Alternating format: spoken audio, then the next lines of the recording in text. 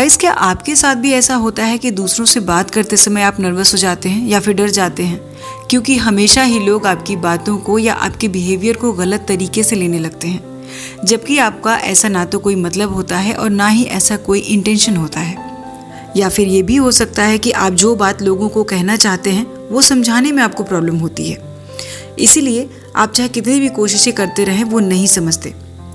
बिल्कुल, मिसअंडरस्टैंडिंग हमारी लाइफ का और हमारे रिश्तों का एक पार्ट है। वो हम सबके साथ कभी न कभी हो जाती हैं। लेकिन अगर ऐसी सिचुएशन आपके साथ हमेशा ही हो जाती है तो आपको अपनी कम्युनिकेशन स्किल्स पर ज़रूर दोबारा सोचने की ज़रूरत है, क्योंकि शायद आपने कुछ गलत हैबिट्स को अपना लिया है जिनकी वजह से आपको ना चाहते हुए भी ऐसे सिचुएशंस और प्रॉब्लम को फेस करना पड़ रहा है। सो गाइस, आज के इस वीडियो में हम इसी टॉपिक पर बात करेंगे कि हम अपनी कम्युनिकेशन स्किल्स को कैसे बेहतर बनाएं, कैसे उन बैड हैबिट्स को पहचानें जिनकी वजह से हमें ये प्रॉब्लम फेस करनी पड़ती है, ताकि आगे हम इन जैसी सिचुएशन से बच सकें। लेकिन वीडियो को स्टार्ट करने से पहले एक छोटी सी रिक्वेस्ट है गाइस कि अगर आप मेरे चैनल पर पहली बार आए हैं तो चैनल को सब्सक्राइब करके बेल आइकन को ज़रूर प्रेस कर लें। यहाँ पर आपको ऐसी ही वैल्यूएबल वीडियोस देखने को मिलती रहती हैं। तो चलिए वीडियो को स्टार्ट कर लेते हैं। सबसे पहला पॉइंट, आपका ज़्यादा स्ट्रेट फॉरवर्ड होना आपको रूड दिखा सकता है। हमारी लिस्ट में ये सबसे पहले पॉइंट पर आता है, क्योंकि जब बात मिसअंडरस्टैंडिंग्स की आती है तो सबसे ज़्यादा इसे ही ब्लेम किया जाता है खराब कम्युनिकेशंस के लिए। अगर आप भी वही बोलते हैं जो आप एग्जैक्टली फील करते हैं, चाहे वो बहुत ही बुरा क्यों ना हो, तो इसका मतलब ये है कि आप बिल्कुल स्ट्रेट फॉरवर्ड बात करते हैं। आपकी टॉकिंग ऑनेस्ट होती है और लोगों की बटरिंग यानी कि बेकार की तारीफ करना आपको पसंद नहीं है। लेकिन यहाँ पर एक ट्विस्ट ये है कि हर कोई ना तो हमारी तरह सोचता है और ना ही समझता है। सो कहने का मतलब ये है कि आप सामने वाले से जो भी कह रहे हैं, क्या वो उसी वे में उसे समझ भी रहा है, और अगर ऐसा नहीं है तो फिर वो आपको एक रूड पर्सन की तरह ही समझेगा, क्योंकि हम रियलिटी में क्या कहते हैं और सामने वाला उसका क्या मतलब निकालता है, इसी की वजह से बहुत ज़्यादा ख़राब कम्युनिकेशन हो जाती है। सो अगर ये हैबिट आपकी भी है तो इससे बाहर निकलने की कोशिश ज़रूर करें और ख़ुद से ये पूछिए और सोचिए कि सामने वाला कैसा फील करता है, क्योंकि ज़्यादा ऑनेस्ट होना हमेशा ही अच्छा नहीं होता।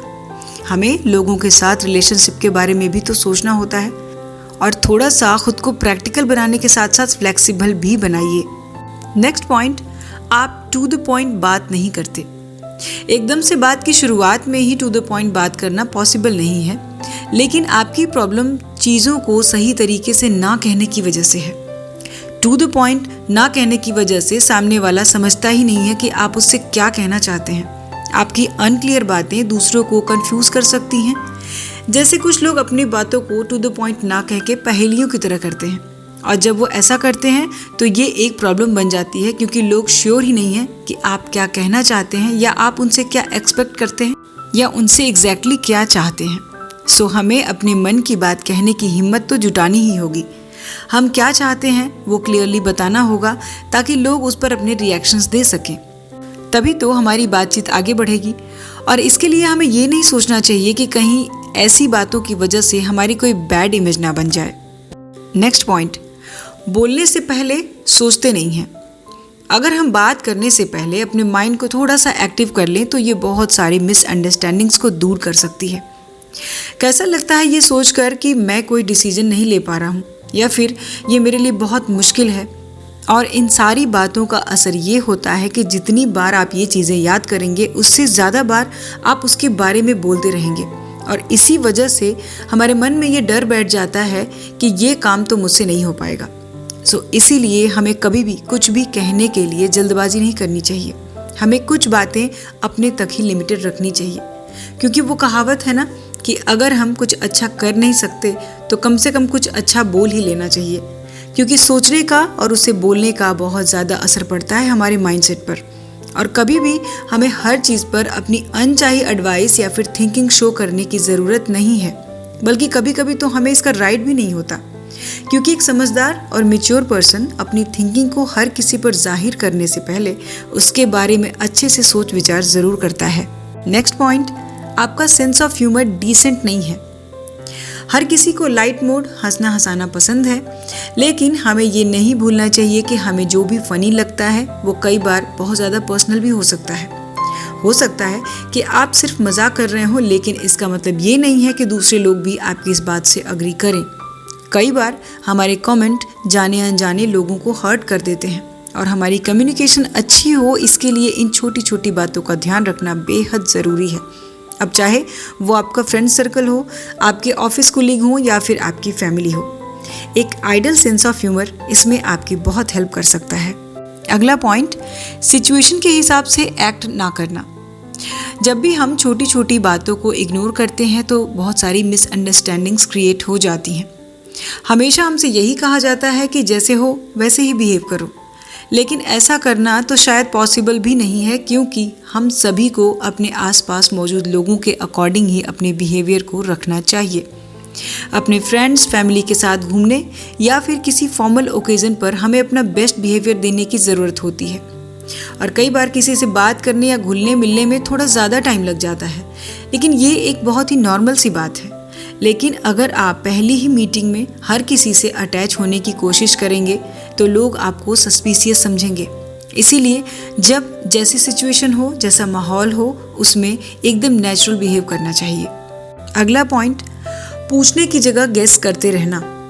कभी कभी किसी से बिना पूछे हम उसके लिए डिसीजंस लेने लगते हैं या उसके लिए कोई राय बनाने लगते हैं, जबकि ये सही नहीं होता। इसी वजह से बहुत सारी मिसअंडरस्टैंडिंग क्रिएट हो जाती हैं।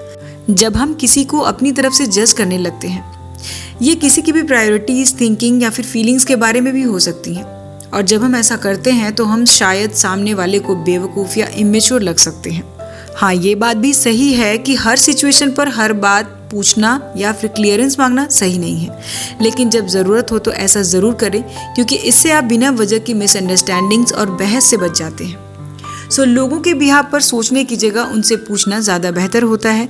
इससे वो आपको बहुत अप्रिशिएट करेंगे, क्योंकि जैसा कि हम जानते हैं कि जब हम एक दूसरे को सुनते समझते हैं तो हमारी कम्युनिकेशन बेहतर होती जाती है। नेक्स्ट पॉइंट, आपके फेशियल एक्सप्रेशंस और बॉडी लैंग्वेज। जब आप किसी से बात कर रहे हो तो सामने वाला पर्सन उदास, चिड़चिड़ा, दुखी या फिर ऐसा शो कर रहा हो जैसे कि वो आपसे बात करने में ज़्यादा इंटरेस्टेड ना हो, तो शायद आप भी पीछे हट जाएंगे, क्योंकि कम्युनिकेशन एक 2 वे में होने वाली एक्टिविटी है। आप अकेले उसमें कुछ नहीं कर सकते हैं। इसीलिए एक बेटर और आइडल कम्युनिकेशन के लिए अपनी बॉडी लैंग्वेज और फेशियल एक्सप्रेशन को भी उसमें इन्वॉल्व करना पड़ता है, जिससे ये फील होना चाहिए कि आपकी बातचीत एक हेल्दी वे में हो रही है।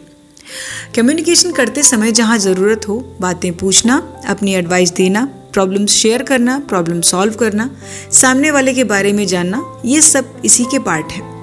हाँ, ये बात ज़रूर याद रखिए कि आपकी स्माइल और स्टैंडिंग या सिटिंग पोजीशन इसमें एक बहुत ही इम्पॉर्टेंट रोल प्ले करती है। खुलकर ना बोल पाना। हमारी बातों को गलत समझे जाने के कई तरीके और रीजंस हो सकते हैं। कभी कभी तो ऐसा भी होता है कि लोग आपकी बातों को गलत तरीके से ले लेते हैं, क्योंकि आप खुलकर बोल ही नहीं पाते कि आप क्या सोचते हैं, क्या फील करते हैं।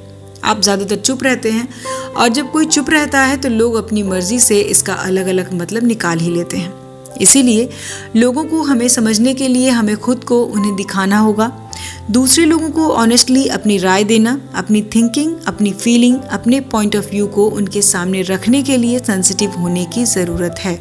लेकिन अगर आप चुप रहेंगे, पीछे रहेंगे, तो आप लोगों को अपने पास आने ही नहीं देंगे, और ना ही आप उन्हें अपने आप को समझने का मौका देंगे। नेक्स्ट पॉइंट, एक अच्छा लिसनर ना होना। ज़्यादातर लोग बात ही करते हैं, वो ज़्यादा सुनना पसंद नहीं करते, क्योंकि भले ही ऐसा करना इजी लगता है, लेकिन ऐसा है नहीं। अपने में ही खोए रहने के बजाय अपना ध्यान दूसरे लोगों पर भी बनाइए। दूसरे लोगों को दिखाइए कि आप सुन रहे हैं। दूसरों को बात करने के लिए प्रॉपर टाइम दीजिए। ऐसा ना हो कि आप बात बात में उन्हें टोकते रहें। और जब कोई पर्सन ठीक से सुनता नहीं है तो उससे गलत समझे जाने की पॉसिबिलिटी बहुत ज़्यादा होती है, क्योंकि वो दूसरों को समझने का मौका नहीं देता और ना ही कोशिश करता है। और हम किसी से बात कर रहे हो तो उस बातचीत में बोलना और सुनना दोनों होना चाहिए, क्योंकि जैसा कि मैंने पहले भी कहा है कि कम्युनिकेशन एक 2 वे में होने वाली एक्टिविटी है। तो ऐसा नहीं हो सकता कि एक सिर्फ बोले और दूसरा सुने, क्योंकि जब कोई हमारी बातों पर ध्यान नहीं देता तो ये काफ़ी इग्नोरेंस वाली फीलिंग होती है। इसीलिए तो मिसअंडरस्टैंडिंग्स भी क्रिएट हो जाती हैं। इसीलिए बोलने के साथ साथ अच्छे से सुनना भी आना चाहिए। सो गाइज, ये सारे पॉइंट बैड कम्युनिकेशन हैबिट्स के बारे में हैं, जिन्हें आपको जानना है और सही करना है। एंड आई होप कि ये पॉइंट्स आपको बहुत काम आएंगे ये समझने में कि गलती कहाँ हो रही है। सो गाइस, आज के वीडियो में इतना ही। वीडियो कैसा लगा कमेंट ज़रूर करें और वीडियो के कौन से पॉइंट आपको ज़्यादा अच्छे लगे ये भी ज़रूर बताएं। और अगर आपको लगता है कि आपके किसी फ्रेंड को इसकी ज़रूरत है तो आप उनके साथ शेयर ज़रूर करें। सो हम मिलेंगे अपने नेक्स्ट वीडियो में नेक्स्ट टॉपिक के साथ। अपना कीमती समय देने के लिए धन्यवाद।